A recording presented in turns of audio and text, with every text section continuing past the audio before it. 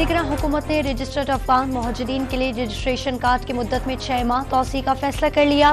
वफाकी काबीना ने सर्कुलेशन असम्बली से मंजूरी दे दी। वज़ीर आज़म अनवारुल हक काकड़ ने अफगानिस्तान से पाकिस्तानी सरजमीन पर हमलों में मुलव्वस दहशतगर्दों की हवालगी का मुतालबा। अफगान रहनुमाओं की धमकी आमेज बयानात पर अफसोस का इजहार। मुल्क में जारी दहशतगर्दी का इलेक्शन से ताल्लुक नहीं, दहशतगर्दों ने मुआशरे के खिलाफ ऐलान जंग कर रखा है, उन्हीं की जबान में जवाब देना होगा। निगरां वज़ीर आज़म का दो टोक पैगाम। निगरां वज़ीर आज़म अनवारुल हक काकड़ 2 रोज़ा दौरे पर उज़्बेकिस्तान रवाना। ताशकंद में कल से शुरू होने वाले इक़्तिसादी ताउन तंजीम के सरबराही इजलास में शिरकत करेंगे।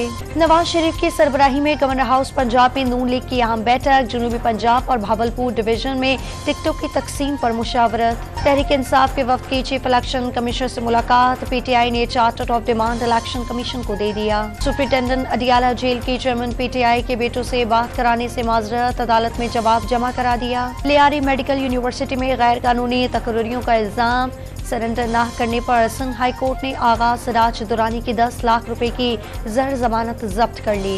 गाज़ा में इस्राइली बमबारी से 24 घंटे में 300 फलस्तीनी शहीद। मजमूई तादाद 10,000 से बढ़ गई।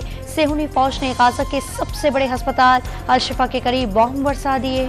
इस्राइली हमलों के बाद गाज़ा में मलबे तले दबी बच्चे की 1 रोज बाद मिल गई।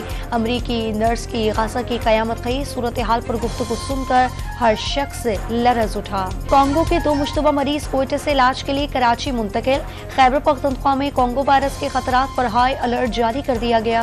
और वर्ल्ड कप में इंग्लैंड और नीदरलैंड के दरमियान मैच कुछ देर बाद खेला जाएगा।